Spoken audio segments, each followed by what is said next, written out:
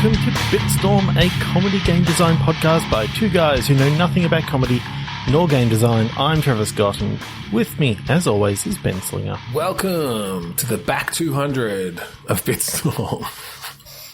The back 200. Yeah, we did the front 200. Now we're on the back 200. And then what happens when we get to the end of this 200? We find a new course. Okay, so it's all about the golf course. I don't know. I don't play golf. Or the pod course, as it were. The pod course, sure. Yeah, hey, everyone. So what's on the pod course tonight? What is on that menu of pods?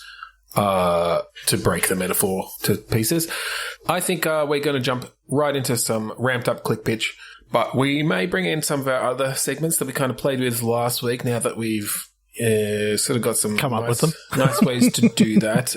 So we might do some movie tie-ins, and we might give a second chance click pitch a try from our episode number 2. But I think let's start with some regular old ramped up click pitch. And this is a game where we each have a random word generator in front of us. And on the count of 3, 2, 1 click, we're going to get a new phrase, an adjective and a noun each. And we're going to say them out loud, and we're going to turn that into a game design. That's the game. Let's play it. Okay, 3, 2, 1 pitch. Yeah. I mean click. Murdered flagging. Travelled wrecking. Ooh. So flagging is kind of like to slow down, I guess, to run out of steam, perhaps, if you're flagging. Mm-hmm. Unless you're flagging down motorists. Also true. Yes. Yes, that's a good option, particularly for... With murdered and travelled. Murdered, travelled. And what was the other one? Like this... Wrecking. Wrecking. Okay. So this is your classic urban legend murder, like hitchhiker murderer kind of deal. Yep. Now, who do you play? Yeah, well, I'm trying to think where the kind of gameplay comes from this, because I almost had a sense of like an arcadey kind of, you're the hitchhiker and you get in a car, but I don't know what there's some sort of, something happens while you're in the car, and at some point you inevitably kill the people in there. The car, goes off the rails or goes out of control, crashes. You have to survive that crash and then get in another car to get where you're going. And so maybe it's just like the challenges of getting cross country when you have an urge to kill every 20 minutes. And the littlest thing can set you off. It's things like people saying, they're pro-life, and you immediately you launch into a tirade. Well, that's why I was wondering where the gameplay comes from. Like, is there some sort of balance meter effectively of sort of how unhinged you are at that moment? And how does that change? Is it based on, like the dialogue that you're having with the people in the car? Is it, if they suggest you play stupid car games and that's going to kick it up a notch? Are you sort of making decisions? Is this one of those things where it's just you come up with a few multiple choice decisions, and depending on how you go, your stats change a bit, and if it gets pushed over the homicide threshold? And then at the end it tells you, okay, judging by your answers and the people that you murdered, you're far right. Or it's all just a political spectrum, political compass game. I'm pretty sure if you're just murdering everyone in the car all the time, then you're already far right. But I'm kind of picturing this as like a top-down view. So almost like a Grand Theft Auto. Sort of, where you've got your little character and you can be walking along and you can hitchhike, you can put your thumb out, maybe you've got some sort of survival-ish mechanics where you have to scavenge like trash and stuff, or like spend what little money you have in a store on dry cleaning to buy food, or that could be part of it. Like, to get picked up, you want to look your best, look good. You don't want to smell, you don't want to look like a murderer, even though you are. And yes, there's going to be a lot of dry cleaning, depending on your MO, I suppose. I suppose one of the best things to have in your backpack is actually one of those old washboards, so that you can like really rub those things out, like in the rubber, in the river. Yeah. Because I'm kind of, I guess where that's coming from is I've sort of got this image in mind of you're sort of tracking the car. You're in a car. You've got a ride. It's sort of the camera's from above following that car, and you're just seeing it drive along the highway or whatever. And then your meter goes over, and you just see like blood splat out from the sides of the car because you've literally just killed everyone inside all at once. And the car just starts veering off the road, leaving blood and skid marks behind it. And you have to choose the right moment to jump out before it explodes. Yep. Now, are you an actual person or are you a supernatural being? That's my next question. Like, is this for food that you've got an insatiable hunger that would sort be of thing? less problematic than just a serial killer. It would mean we wouldn't have to delve into the psychology around why this person is literally just killing random people. Yeah, that's cool. Maybe you're some sort of alien creature. I'm just imagining the hunger meter, that goes down really, really quickly, while the urge to kill meter sort of goes up. Well, it may just be then that we replace it more with the hunger meter, and if it gets too low, you will attack and kill anybody nearby. Yeah, kind of iZombie-like. Yeah. When like they enter there, too hungry. Yes.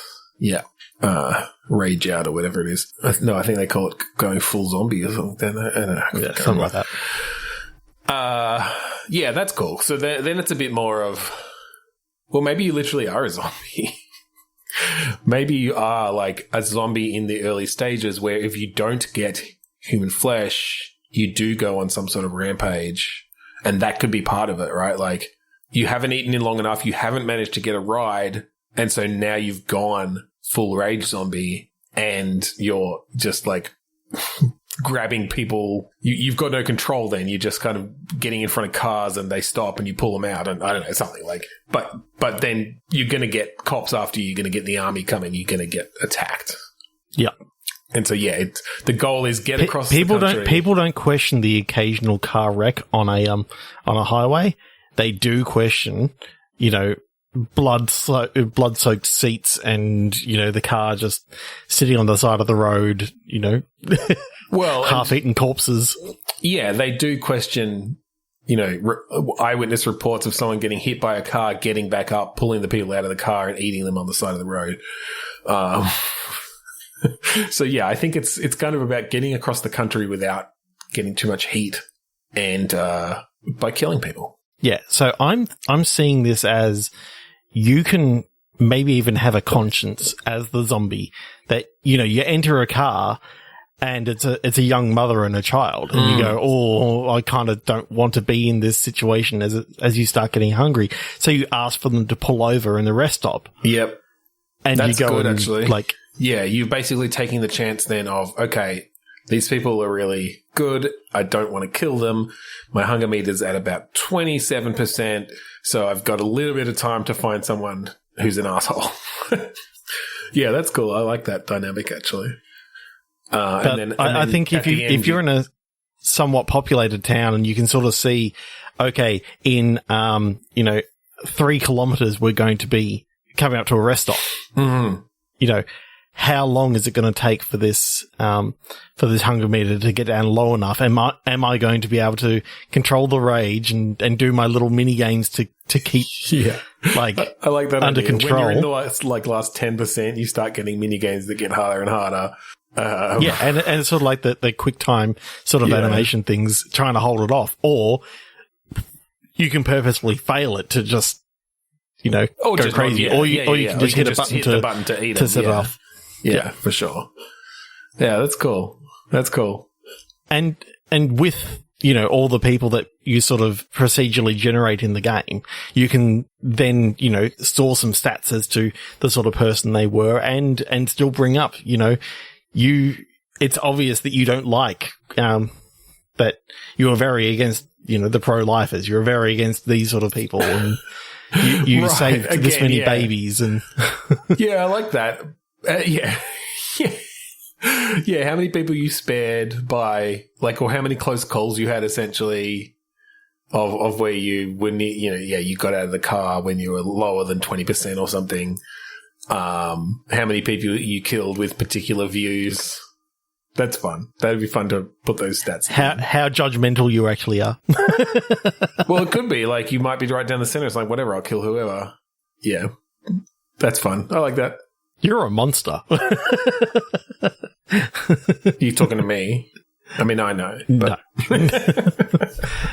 Okay. 3, 1, click. 3, 2, 1, click. Lowest gang. Miserable miracle. I'm getting a weird vibe. It's a mix between the movie Michael with John Travolta and the movie Drillbit Taylor with Owen Wilson. Shit. I was thinking that you were going to go with something like there's Michael and then there's the Warriors. No, I'm thinking this is high school gangs. I think this is like... Okay. I think this is more gang as in like, hey, gang.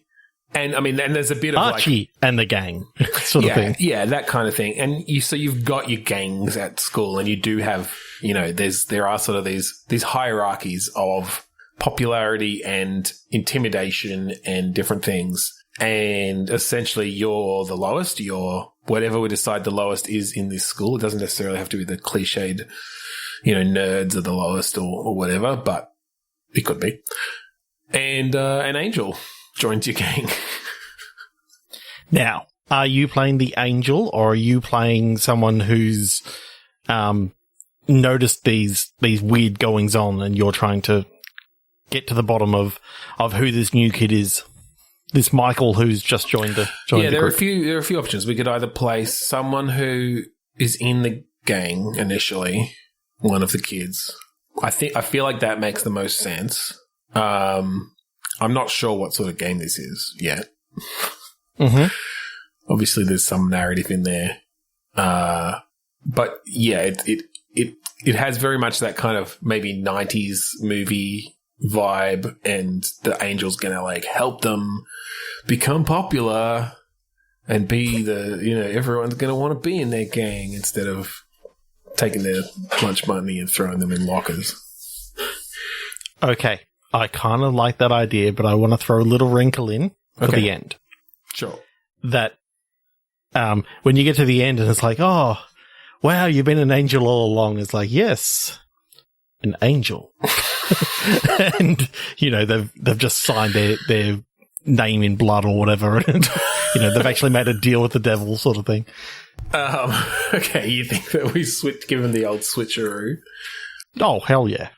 Either that or one of the other gangs has a demon, and you do, and your gang does have an angel. I mean, I'm just trying to think, are angels actually good? I mean, they're imaginary beings, so they can be whatever we want them to be. Exactly. So maybe this... So is this an angel who's defected?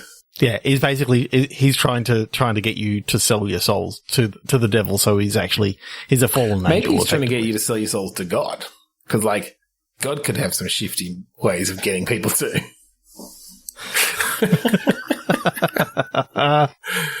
I just love how we always go to these highfalutin ideas, and it's like, yeah, we're atheists. Yeah. And I'm not finding the game on this one, so I think let's click again. Okay, one more and then we're going to do a movie. Yeah, sure. 3, 2, 1, click. Wrong archive.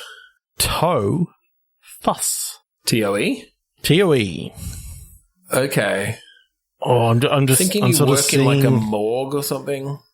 No, I was actually thinking if you're saying archive, I'm kind of liking, deep in the bowels of like, a library or something like that. And you find like a shriveled up old toe. Gross. and now you're trying to figure out what actually happened. This obviously happened many years ago, and you're trying to actually work out. Like I'm picturing a room that's got all those old archive document boxes. Yeah. Like whether it's evidence or it's like some sort of different case files of some sort. Yeah. And you knock one over and a toe falls out. Yeah. None of the evidence bags are actually missing any evidence. It was just Right. free floating in there. Yeah. You look at the manifest or whatever, or the contents of what's supposed to be in the box, and everything's there. And you're There's looking, no toe you're looking for mentioned. the line, one shriveled up toe, or at least the word toe, and you don't see the word toe Don't see anywhere. it there. Don't see it. And You do your see character that there's a physically missing- says, You do see there's a missing shriveled penis, but it doesn't seem related. but then you find that in another box later on. Most of the boxes have penises in them. It's just that sort of library. No, go on. So you're an archivist. You're going through trying to work out the or at least go through these old cold cases and try to sort them into which ones have been solved in the end and which ones need to be brought forward. And well, I wonder if this is some sort of paranormal thing where you're in the archives of this university, and you're basically. You're doing grunt work. You are an archive. You're an intern for the archivist or something. You're going through and you're just having to file boxes and stuff. But you knock this off and you find that this whole shelf is the discarded cases from the paranormal division of the university that was long since disbanded. Okay, are you? And I'm just saying this because I'm picturing this happens all over the place. Are you digitizing the records? Sure. So your whole thing is that you're opening up the box in VR, I'm picturing, and you're picking up these things, putting it on the scanner and digitizing because mundane work is fun in VR. Okay, I like that idea. Especially because with the paranormal sort of stuff, obviously very quickly some weird shit starts to happen. And you start seeing things, and as you basically reopen these cases, it's not just reopening the cases, it's reawakening some of the things that they relate to, and you can have sort of a thread going. I'm picturing the fun that you can have with people whispering behind you and stuff like that, oh yeah, really up close, and you turn around and there's nothing there, and you turn back and there's still nothing there. When you turn back for the 5th time, not the 3rd, that's where you Screw see the rule a of mouse. 3. Too predictable. Keep them on their toes. It's a random prime number. I turned around for the 13th time and... no, that's cool. You could do some really fun horror stuff with that. Let's dig in a little bit more to some of the narrative stuff, because sometimes we tend to just sort of leave it there when it's there's the idea and we're not going to go any further. So some of the inspiration for this is from a podcast I've been listening to recently called The Black Tapes, which is a really fun horror audio drama thing done as a documentary style podcast. Yep. So I'm feeling that maybe there's some specific demon that was sort of accidentally summoned by this division early on. Without them is this a realizing. pagan demon or is it a unknown demonic thing, non-religious, or is it? Let's stick away. Let's move away from the religious stuff. I think it's just some sort of Lovecraftian horror. Yeah, maybe Lovecraftian or just non-specific kind of other dimensional evil being. Lovecraftian in the sense of they wouldn't have noticed, otherworldly. Yeah, they wouldn't have noticed this plane of existence if this paranormal division hadn't essentially gone out and poked them with something and been messing with it, a la Fringe. Yeah. So, God, I want to watch Fringe again. I need to find out where that's streaming at the moment. Fringe is awesome. I think. You essentially take it case by case. You're pulling the things out of the box. You're looking at them. Is there other research then? Do you think you're doing? Is this kind of one of those? You can move over to the computer and Google search something or whatever. Yeah, I think unlike a lot of VR games where it's free moving around and all that sort of stuff, I do like the idea of there being specific areas that you're moving over to with teleporting. Yeah. With a little bit of room scale that you can sort of walk around a little bit in your area, but you can then teleport to a new predetermined kind of place. like how the Rick and Morty game did that, where there was sort of a bunch of little room scale size squares that you could sort of move about in, which is good. So I like that. You've got like your research computer, you've got your workspace where you're opening the boxes and stuff. You've maybe got the shelf where the other boxes are. You've got like the boarded up like paranormal lab that you can eventually get to once you work out what wing of the facility it's in. And well, I like the idea that it's right there the whole time, and it's not until you get to like case number 4. Oh, you move the shelf slightly to the side, and there's the door to it. It's been accessible almost the entire time. Yeah, totally. You don't get to go in there. I think you just look through the window. No, maybe you go in. Yeah, I think I like that idea of opening up an area or two as you solve things, like as you progress through the story, essentially. Yep. That's cool. And I want the players to be like fucking freaked out to go in there. I want them to be expecting like a massacre, like the aftermath of a demonic massacre in there, and be really hesitant to go in. And then it's not. It's clean for now. There's just something about like an old like rotary telephone that starts ringing and all this sort of stuff, and just having that real sort of, tactile ring. Yeah. There's something about actually having a bell in there that you can hear. Yeah, exactly. Yeah. Because you can tell the difference between a bell and a and a like ringtone, digital ringtone, for sure, sort of thing. There's something about feel the concussive movement of the bell ringing, and then when you got to ring upstairs to the professor who got you doing this, having to actually dial his extension directly with the rotary phone. With the rotary phone. Yeah, that'd be fun. There's just something about the pulses that come back, the zit. There's some nice haptics going. I like the idea, though. I think it is modern time still. Oh, yeah. And perhaps like it's one of these things where your mobile phone just doesn't work down here. Or at least it stops working fairly quickly. Our favorite thing, which is to not have reception on your phone after a while, or of course, the battery's running down. It's such a classic trope of both movies and like anything that needs a narrative where they can't just call for help, right? And so then they're relying on the old rotary phone, and you have to like. I think this is one of these things where like you start learning extensions to other places in the building that you can call. Yeah.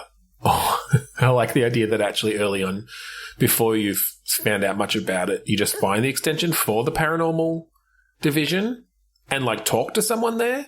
And then the next thing you find out is that the paranormal division has been shut down for 25 years. There's just something wrong about that. And then you call it back and it's just like a dead line. Or no, they still pick up, but no, like there's just breathing or something on the other end. But you have the person that you're talking to is like the professor, and he's got that old prospector voice of why that person died. This department hasn't been around for nigh on 25 years. They talk like that the whole time, just for that, just so they can do that line. You don't explain why they got such an odd accent. That's really funny. Professor Summersby was one of the weirdest professors, but I love working with him. That's how the game starts. Sometimes dead is better. Isn't that a line from Pet Sematary? This guy just speaks in fucking Stephen King horror lines. Movie trope line, like, don't go up to the old cabin. I'm going down to the archives, Professor. What are you talking about? You sent me down here. You sent me down here. Somebody died down there. Don't go down to the old archive rooms. The call's coming from inside the house. Wait, no, I called you, and I know we're in the same place. Do you like I'm in the archive movies? room. Oh, the archive room. You shouldn't go to the archive room. That place has been dead for 25 years. All right, 3, 2, 1, click. Oh, no, we're doing a movie, eh? We're doing a movie. So do you want to explain for those people who didn't listen to episode 200? How could you, D? Yes. So what we're going to do is we've got a nice little random movie bot that Trevor's made here. It's going to pull a movie at random, as you would imagine. It's going to give us a poster, the title, a little synopsis, and the date of release. And we're either going to make a movie tie-in, a game that ties into that movie as if it was sort of released around that time. Or if it doesn't really lend itself to it, we might just take the title of the movie and come up with a brand new game design using that as a prompt. Yeah, this is just a new version on our old segment, unnecessary movie tie-ins. Exactly, yeah. So it's still unnecessary, but it's fun. I mean, it was always fun. But now we've got a fancy little bot that does it for us. So exactly. 3, 2, 1, enter. All right. Oh, we both do it, don't we? Yes. Okay. I have 2000's Autumn in New York. I have 1999's Candyman, Day of the Dead. Okay. That one sounds more interesting for a movie, although we did just do a horror thing. Mm-hmm. So I'm wanting to take it as this is kind of like a Candyman in the way of Willy Wonka. Okay. And not a demonic being who you say his name 3 times into a mirror and he comes out. I'm thinking this is a Candyman set in Mexico on a Day of the Dead festival. Okay. I don't know much about the culture there. I do know that I believe there is like candy involved in that. Don't they have like candied skulls and stuff? Isn't that like a part of it? I don't know. It could be.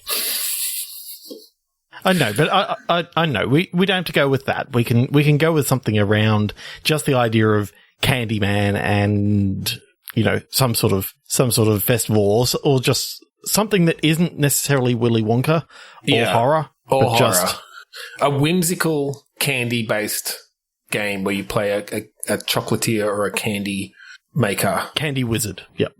Oh, a candy wizard. Like a literal candy wizard. With like a staff made of a licorice wand. Yeah. Hello, kids. I'm the candy wizard.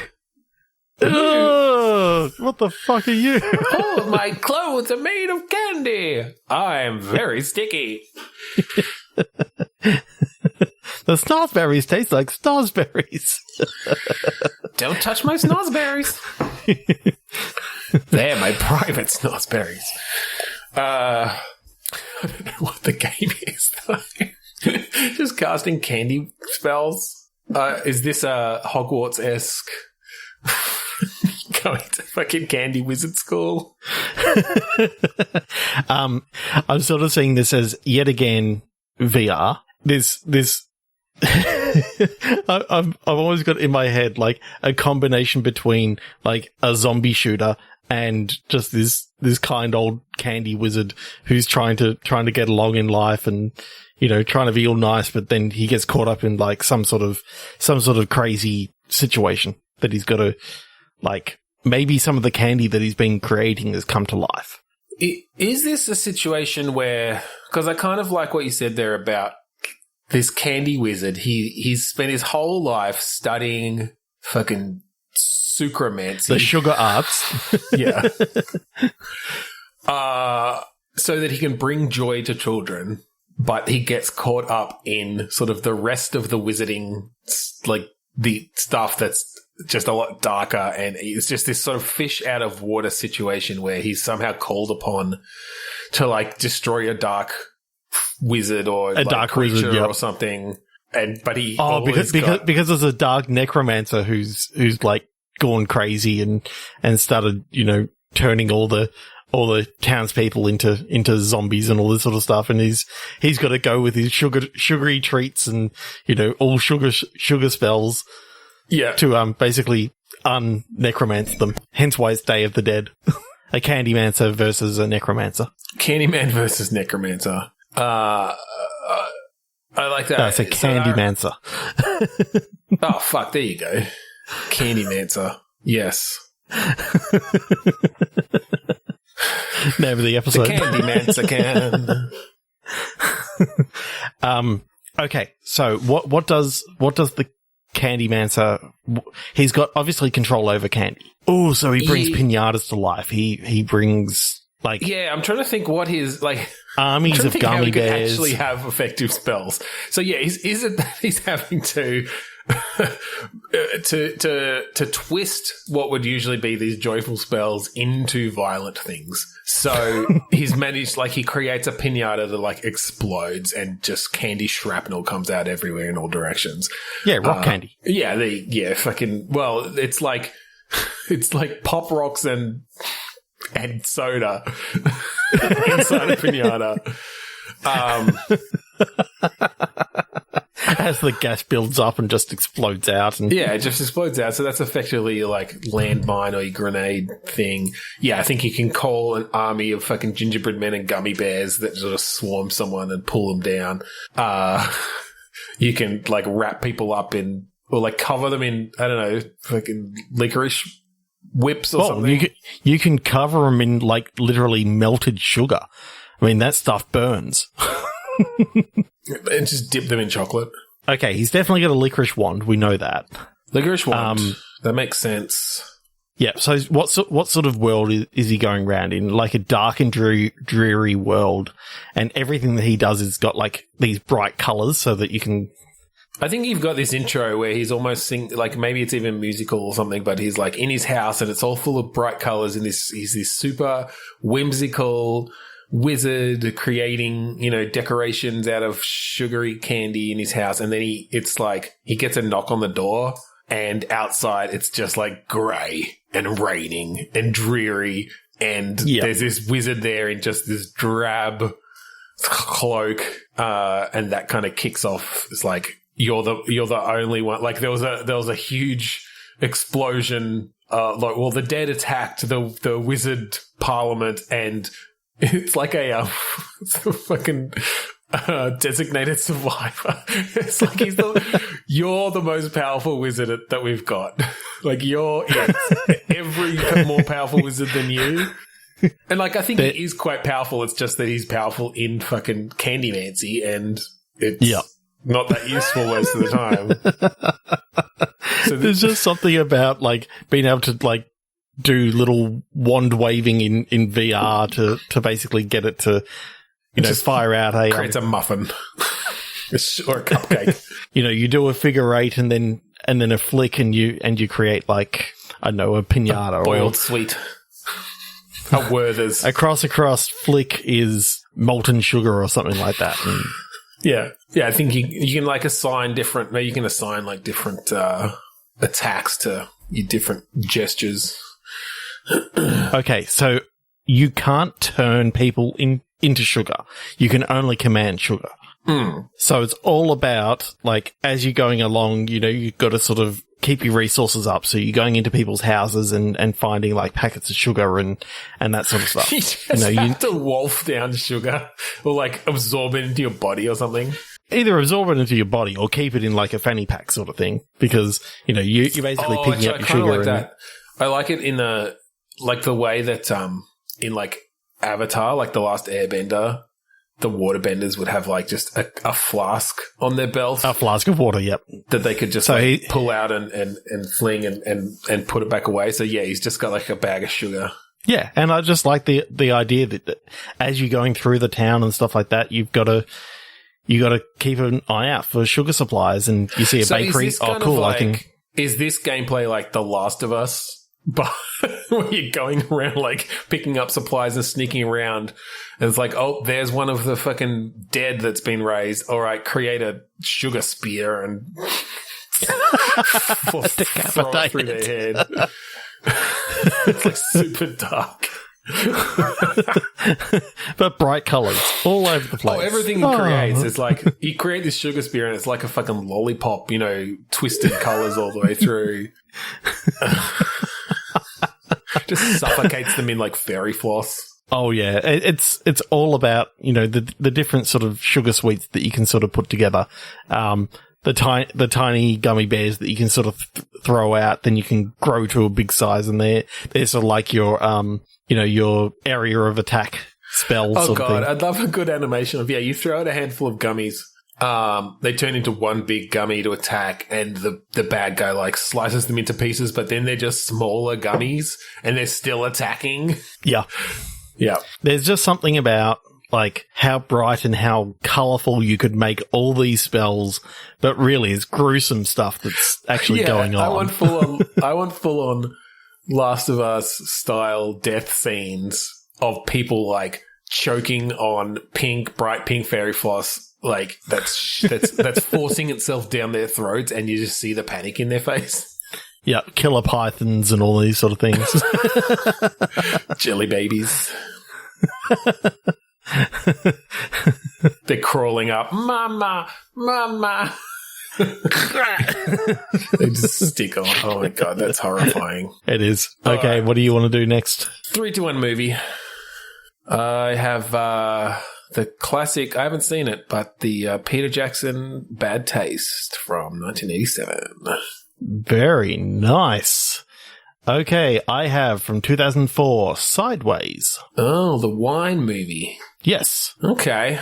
Maybe we can mix these together into like a wine-based bad, like that where there's things that taste bad. I don't know the story of Bad Taste, so I have seen it. I'm pretty sure I still own it, but from the synopsis, it looks like aliens wipe out a town in New Zealand, and there's a hero who rescues people and attacks and gets. I don't know. Yeah. It's an alien invasion movie, essentially. Basically, yeah, they're coming down to harvest humans for their intergalactic fast food franchise.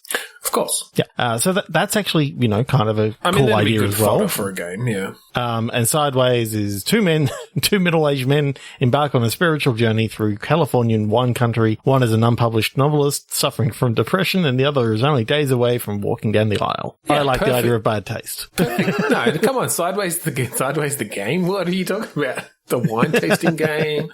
You get to be... You get a free bottle of wine with every purchase. What's his name? Hayden Church, as he screws around on his wife and gets kicked out of the house naked. No. Bad Taste. Bad Taste. So we're doing the actual movie story, general synopsis idea from what we recall, or you recall. Yeah, I'm liking the idea of taking the basic idea of an alien invasion, and it's a co-op shooter. Okay. Because one of the things that it said in the synopsis I read was it's 4 people are going up against these aliens. So I'm liking the idea of... Yeah, it's kind of a Left 4 Dead style, or even a Deep Rock Galactic style that you go, basically you and this team go into the town that has been overrun by these aliens, and now you got to try and clean up the aliens as you go through. They're obviously trying to take you out, and you got people along the way that you can save and get to safety and all this sort of stuff. Yeah. Like they've barricaded themselves in different parts of the town, and effectively you're going in and exterminating all these aliens wherever possible. All right, so how do we make this more interesting than just team-based alien shooter? I think the fact that they're coming here to eat us is an interesting narrative thing. I don't know if we can find some gameplay in that. Can we do something with the different people you can be? Like, are there different classes? I do like the idea of different classes, not necessarily the typical classes of, you got a sniper, you've got an assault guy. No. I think this is more about regular people in this town. Yeah, I think you've definitely got a melee sort of character. You've got sort of like your typical gun nut sort of character who's got all the different high pretty awesome weaponry and all this sort of stuff. But it's all military grade stuff. And then you've got the scientist who's just cooking up different grenades. And I don't think you've got a scientist. I think you've got like a high school science nerd. Okay, yep. Like a teenager. And then I'd be interested in making this rather than Left 4 Dead Deep Rock Galactic, which we bring up just because we've been playing a ton of. The shooting in that is still very much like wave shooter. Like, here comes a ton of things. Just do your best to hold them back. I'd find this interesting if there was a bit more tactical stuff in there. In that, you've got a bit of stealth. You've got to maybe distract. You can distract them. Like the scientist or the science nerd, she can create a explosive that is intended just to make noise, right? And so you can get their attention over there, and then, the gun nut can come up behind them and, take them out. Or the melee, and again, it depends on the classes. The classes you're playing, you can have them have skills which complement each other in different ways. Yeah. I'm sort of also seeing that, kind of like Deep Rock Galactic, where you got the different types of missions. The different types of missions are, you've got sort of like your typical one is your rescue mission that you're basically going into a town, rescuing as many people as you can, and you've got a time limit, and they're basically...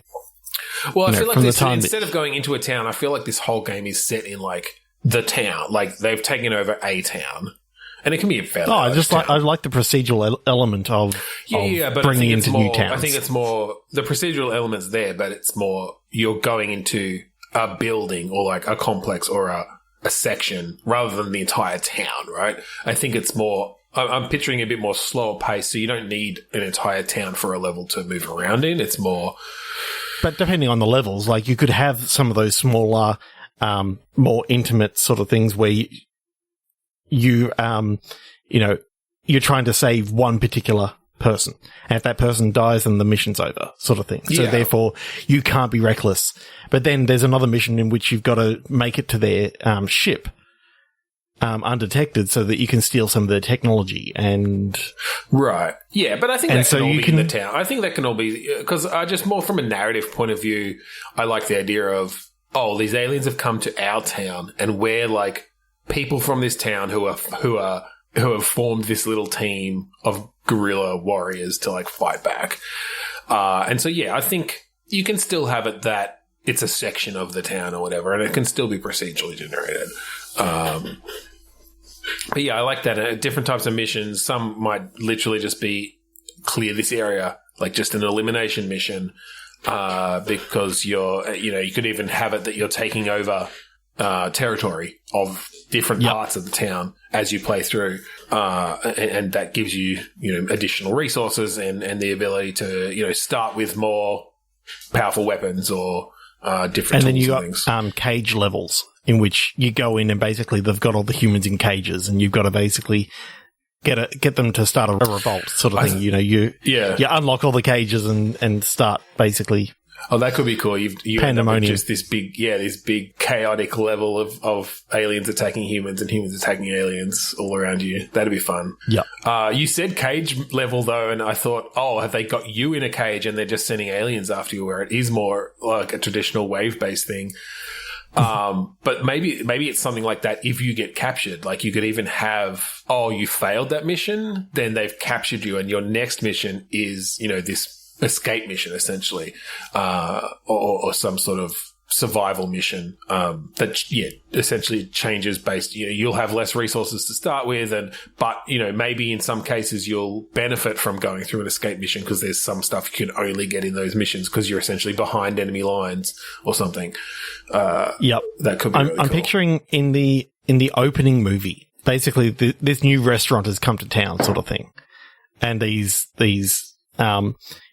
almost city slicker like aliens come in and they're smooth talking and trying to get people in here, but it's all about they sell this fast food to fatten people up to then be able to bring them to the actual restaurant on their transports and cook them up for. That's cool. For dinner. That's cool. I like that because then you can have stuff around the town. You can have you could even have missions where it's destroy that that particular franchise of the fast food joint. That's really cool. You could have some fun motifs there around how, even just around decorations and color schemes and stuff, because it can be this real sort of corporate, fast food-ish style friendly thing with that sinister edge. Huge, colorful advertisements as you're walking down an alley sort of thing, and seeing, graffiti written all over it and all this sort of stuff, people warning others of the dangers of this fast food, but it was too late sort of thing. Yeah, that's cool. I like that a lot. So I think we only came up with 3 characters. So we've got sort of a melee character. Are they I'm trying to picture what you might get. Okay. It's not just a standard jock type. Oh, I'm picturing that she's kind of unhinged because her child has been is missing. Oh, okay, that's cool. She's just a parent. Yeah. Just a parent. And so she's got basically like, kind of a trope, but the kitchen knife at first, and then, she builds into other weapons as she goes, and she's frying pans, she's pretty much vacuum cleaners. But when you level her up big time, then she's using bloody spiked bats, katanas, anything she can get her hand on. Like, I'm picturing that she can pretty much pick up anything in the environment and it becomes a weapon. Yeah, well, I think, and to avoid just the like, oh, she's a mom, like, she is a parent, but I think she was already a badass. Like, she trains, she's like a fucking stunt coordinator or something, or she's like a, there's a reason she can handle this stuff. But yes, I like that idea that there's a bit of storyline there and a reason behind it. Oh, I think everyone's got their reasons for sure why they're there. I do think the fourth character, though. Yeah, we haven't had a support character yet. Yeah, I think it needs to be. I mean, the science nerd could be a support character of sorts, or a mix anyway. But yeah, I think more of a pure support character. Whether they're like the school nurse or the local doctor or the vet, like a veterinarian. A vet would be cool. That's like the classic kind of having to make do with what you've got for medical stuff. But yeah. Yeah. But you can sort of see also with this why I want to go, the more procedural town rather than just the one town. No, but that's the thing. Like, I think from a narrative you don't have to explain it. Yeah, from a narrative point of view, it's one town. It's just it doesn't have to be a town where like you can map it out. It's just you get to a level and that's a different part of the town. Yeah, it can be a big town. It can be a city or like maybe not a city, but yeah, it can be a large town. There's just something about like going through suburbia and you've got, the corner shop, and then you've got just across the road from that, you've got like the takeaway joint. Well, I like the idea of mixing in sort of a bit of battle royale-ish stuff where you do have a lot of scavenging that you can do, where sort of the start of a level there is that period of, oh shit, we got to find stuff to work with. You've come in with a level of stuff, but yeah, if you want to find some better stuff, you can actually look around, and you can, if you make it out of this mission, that becomes part of your permanent armaments now, basically. Yeah, I think you might have to balance that in some ways, like stuff that you find maybe degrades over, like has a certain limit that you can pay to fix or whatever. But yes, as you go, you level up to a degree where it's like, okay, well now you always come in with a fully healthy level 3 weapon that's appropriate to your character or whatever. There's just so many different ways that you could take this, but I'm liking like the extraction missions, and then you've got almost the infiltration missions in which you're trying to put a decoy into their plans. Yeah, I wonder if you have. Yeah, I'm wondering how dark you could take it in the fact that you've actually selected this one person for sacrifice, but you've injected them with these hormones that are going to make them explode, sort of thing. Yeah, well, that could be interesting because then the people you save are almost a resource as well that you can like choose to just to be completely callous about it, but where you can potentially bring someone over your cause to the point that yes, they will take on a risky, potentially suicide mission, but that gives you a different mission type that you can only do if you get it up to that point or something. Oh, that's crazy. That's cool. I love that. That's awesome. Okay, right. Do we want to do one last thing and we'll do a second chance click pitch? I think let's do that. So, episode 2, way back when, we did our very first adventure game design done quick. Yes. Which we haven't done many of. I quite enjoy them. I feel like Trevor doesn't enjoy them as much as I do. They can be challenging. They can be very challenging. Essentially, but we're not going to do that this time. We're not going to do that today. But just to give the background, we essentially stick with one game idea for the entire hour and try to write as much of an adventure game, including sort of the full narrative and puzzles as we can in that time. So the very second episode we did was that, and it was a game that came from the prompt Blind Reflection. Yes. So today we're just going to take that prompt, give it a second chance, see what we come up with from blind reflection. Yeah. So there's something about like being blinded and having to use reflections. I'm sort of seeing this as almost like a Medusa sort of thing, that if you catch a gaze in the... Well, I'm also thinking about like bouncing sunlight off of a reflective surface to blind someone. Right? Getting the angle right. That could be a fun VR mechanic of angling something to get a beam in the right place. Is this a VR Rear Window-esque game? But I think maybe you play like FBI agents or something where you're surveilling. Okay. You look like you've got another idea that's waiting to pop out. I keep on going through so many different ideas right now. So. All right. Well, I'll keep going with this one. If you come up with anything better or whatever, yeah. Because I'm picturing, well, for one, like you could use that reflection technique as a code thing, sending messages. Or someone's trying to send you messages. Like if you're surveilling like a cult facility or something, right? It's like, okay, we know that these people have taken over this whole city block and they've got this huge facility and they say that they're like a health wellness company, but people come in and never come out and they seem brainwashed or whatever. So like we're trying to unravel what's going on behind this cult. And so you've got you're in a building across the street and you're finding all this out through like looking through windows through your binoculars, going through you've got your video going all the time. You're identifying people coming in and out. But at some point someone in there tries to make contact and maybe that's where like the reflection comes in. You start seeing these like regular flashes coming from one of the windows. And you have to start decoding Morse code or something. Okay. Yep. I can see that working also in the opposite way, in that you're inside the cult, like headquarters, and you're having to try and find the opportune moments to signal to your team that you've got information that you need to be able to give them. So you're sort of that you're sneaking infiltrating throughout. The cult. Okay, I could see that going both. Like you could combine that where you start just surveilling them, but once you've got enough in other words, you're information- going a heavy rain in which you play two characters.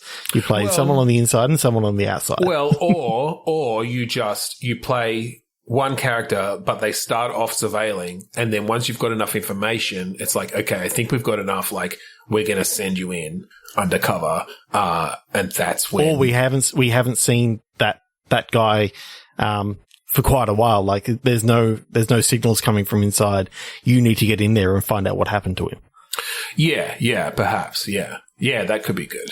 And so then you've got this real creepy kind of culty thing that you're having to deal with and not give yourself away using information that you've gained through your surveillance. Like, I like the idea that you don't go in there until, you've done quite a few missions where it's like, okay, you know who like the top lieutenants are, you know who the people running this place are. You haven't seen the leader, but, because they're so secretive, but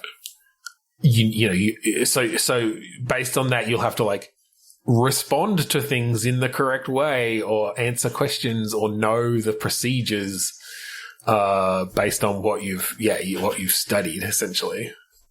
There's just something about like the higher up in this cult that you go, like all the people really, really high in this thing actually have like blindfolds on sort of thing, and they're almost, they've been blinded, but they can move around. That's cool. Quite well. So you get that blind idea in there as well, but it's also it's kind of otherworldly when you see people just walking around just with blindfolds and they're not running into anything. Or maybe this is the name of this cult and the organization is Blind Reflection. Yeah. Like that's actually got quite a ring to it for like, look within yourself and blah, blah, blah. And as you go higher up, they essentially blindfold you. Oh God. And then you meet like the real higher ups and they're not wearing blindfolds. They've just had like their eyes burned out. With the sun. They strap you in the chair And they bring down like this huge mirror. And they just reflect the sun into your eyes. Oh, there'd be some cool motifs that you could bring in there of reflecting sunlight and blinding, and whatever it is that this cult believes. Yeah, they essentially worship the sun or something and believe that blinding yourself to the outside will give you inner peace or whatever. And also open your inner eye and give you, knowledge that you previously thought impossible. Yeah. But of course it's all completely fucked up, and like the leader hasn't even, like, the leader is just, they haven't blinded themselves. Like, they don't actually believe any of this shit. They're just pure manipulation. I know. I think it's kind of scary if they do believe this stuff. Like, I think the higher ups believe it. I just don't. I think that, like, the literal person who started this, like with almost every cult, is just a fucking manipulative prick. Okay. The one thing about this is then the character that was doing the reflection and all that sort of stuff, you find out that he was like the janitor sort of thing. It turns out that this character was the initiator of the cult. So, when you finally find him and, you're sort of helping him out and, he's sort of like, he was scared for his life and all this sort of stuff. He's actually pulling all the strings behind the scenes. That's good. I like that. Yeah. And no one else realizes because the lower people aren't like high enough. No one ever looks at the janitor. Well, no, but I'm saying the lower people aren't high enough to have ever met like their glorious leader or whatever. And all the people higher than that are fucking blinded. They don't know what he looks like. There's just something about like cults are scary, man. Oh, God, I know. Well, the reason I even came up with that is because I was listening to a podcast about Nexium, which is a cult that's sort of just recently been taken down, that has had its hooks in a lot of acting circles, and it's the one where I don't know if you heard about it, but Alison Mack from Smallville, yeah, she's like got charged with fucking sex trafficking or whatever. Yeah, wild. Yeah, that's scary shit. But yeah, that's cool. I feel like that could be. Given where we went with the original Blind Reflection to where this Blind Reflection is, this is they're why both kind of cool. Yeah, that's why I'm actually liking this second chance. I like this second chance click pitch. It shows that we can just take it in a very different direction and come up with something fun. Yeah, there's some words coming up that I'm looking forward to seeing what we can come up with. Oh, right. Okay, so Ben and I have decided we are going to do one more because we've got a little bit of extra time. Yep. But we didn't want to go to episode 3 yet. So what we're going to do is we almost forgot that in between episodes 1 and 2, we had episode 1.5. So we're going to take one of the words from 1.5, which is Click Pitch Classic from our previous podcast. Yeah, so this is actually the two sweary dads. This is the beginning very of first Bitstorm and of Click Pitch. It wasn't even called Click Pitch at this stage. It was just a random word game generation game that we were playing in the second episode ever of our podcast. Yep. Veering away from what was supposed to be a parenting podcast immediately. In the second episode, yes. So yes, we're going to give one of these click pitches a second chance, and I think we are going to go with childhood presents. Okay, so this childhood is presents. The CE, PRESENCE. Mm-hmm. And just so we don't do it again, I believe the original was something around a ghost and a child who sort of had a relationship.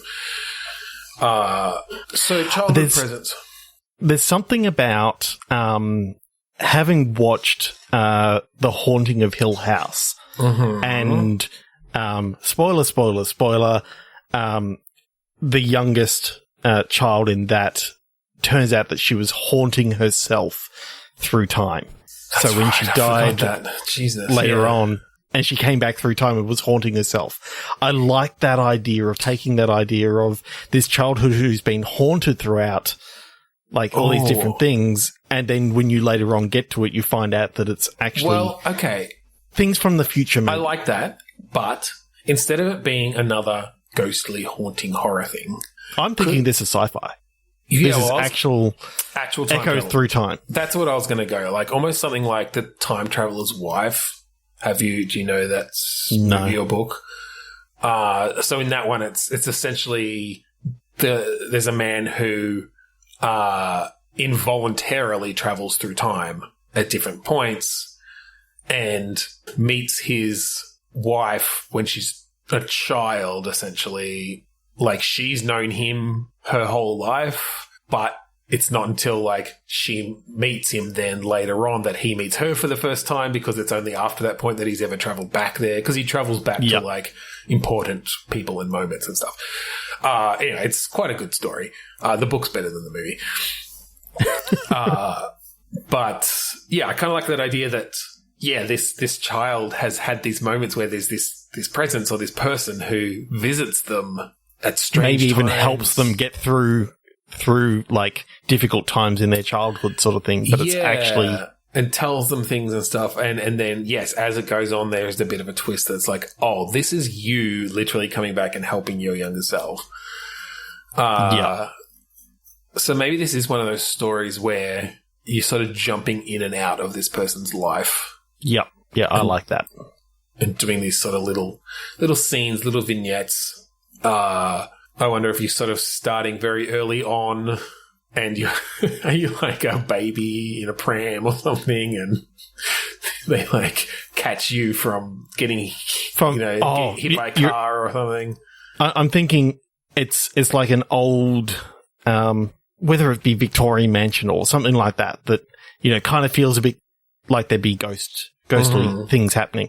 And the pram is like at the top of the stairs. The parents have just said, yep, we're going to go out. Oh, I forgot to get this. And she goes back and the pram starts to move forward. Well, I kind of like the idea that to give the player something to do, you as the baby, like you can grab things. There's just a few things you can like grab or start to wiggle or whatever. But as you do that, the pram like starts slowly shifting. Actually, I feel like that'd be really interesting as a player to just realize, oh shit, this pram's moving and I'm a fucking baby. Like I can't do anything about it. And then all of a sudden this strange person comes and grabs it. Well, it's like a ghostly like hand that just grabs, and it's almost like a jump scare sort of thing of right. Are you thinking grabs and pulls back, and then that's when the title sort of comes up. So because you said ghostly, are you thinking that as they travel they're not fully corporeal or something? Yeah. Okay. I'm definitely liking the idea of it not being fully corporeal. So is it a bit more of like almost like an astral projection through time that they're doing? Is this something they have control over then? I'm thinking that this is like early technology, so they're not at this stage, like they haven't quite got the technology right. And so it's explained throughout when you get up to that part where you're sort of finishing off the game, where you're going through for the first time. I wonder then if, sort of like the Time Traveler's Wife, if in that first scene then they are fully corporeal and they do just grab it, because they've actually come back from a later time when the tech is a bit better. Yeah. But then, like later on you start seeing them appear in a much more ghostly manner. But you find out that in mirrors and all this sort of stuff. Yeah, you can almost tell like where in the future they're coming from based on how solid they are or how much they're able to affect things or something. That could be kind of neat.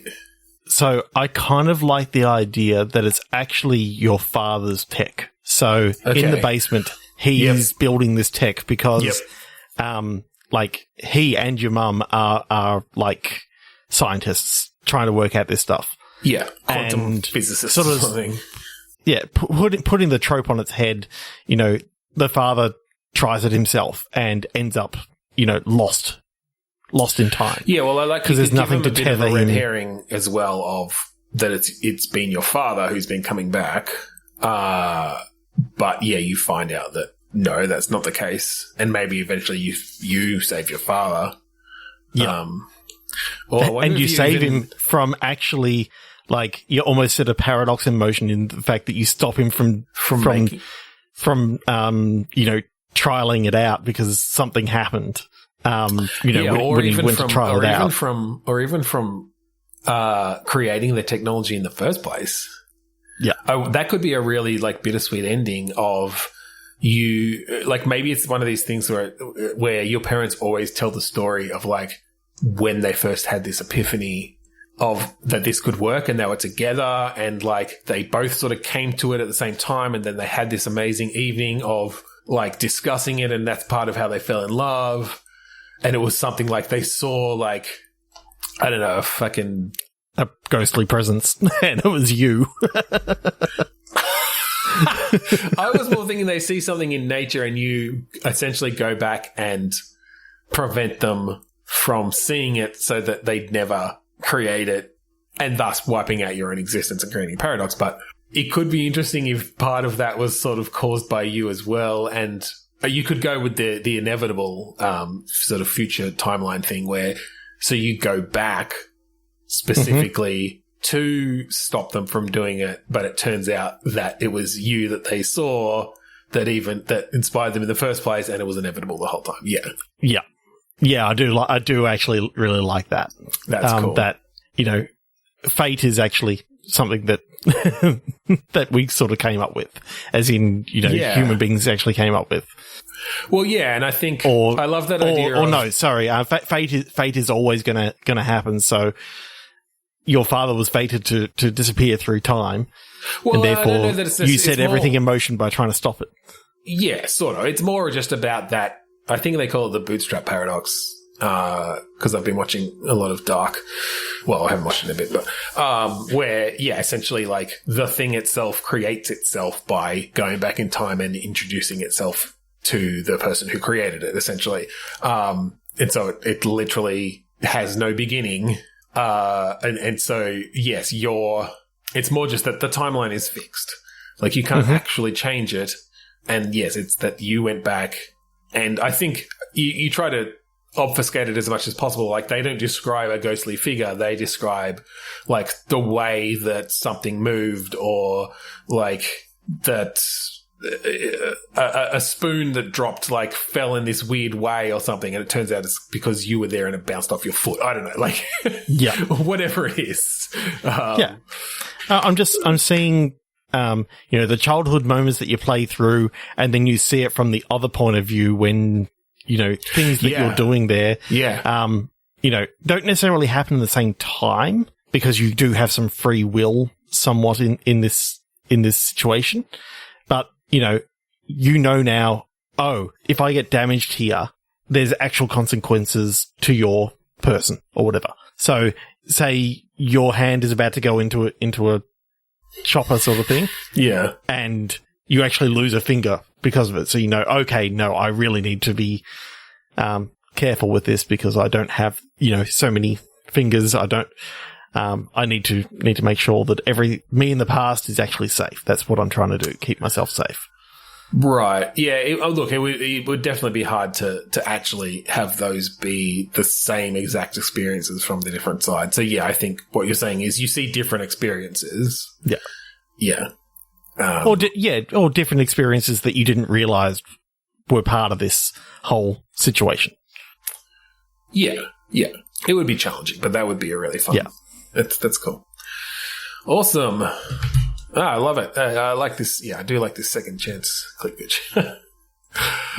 To think I came up with it in the last half an hour before episode 200 last week. Good stuff. So I think we're going to end it there this week. Thank you for joining us on Bitstorm. If you want to find all of our other episodes online, go to podchaser.com/Bitstorm. You can view them all there. You can open them in whatever app you like to use. Subscribe, follow, do all the good stuff. We're also part of the 8-Bit Collective, and this is a group of podcasters, mostly from here in Australia, who do stuff about pop culture and video games and a number of different things. Tons of good stuff. So go to 8bit.net and check those out. Yep, we'd also like it if you could check out the Australasian Gaming Podcast Network on Facebook or at AGP Network on Twitter for all your gaming podcast needs that come from Australia. We'd like to thank the wonderful musicians at Dust for the use of the song Mount Defiance off of the album Containment Failure, and you can find that on Bandcamp. Yeah. So thank you again for joining us this week on Bitstorm. I'm Ben Slinger. I'm Trevor Scott. Bitstorm? They haven't released an episode in 20 years.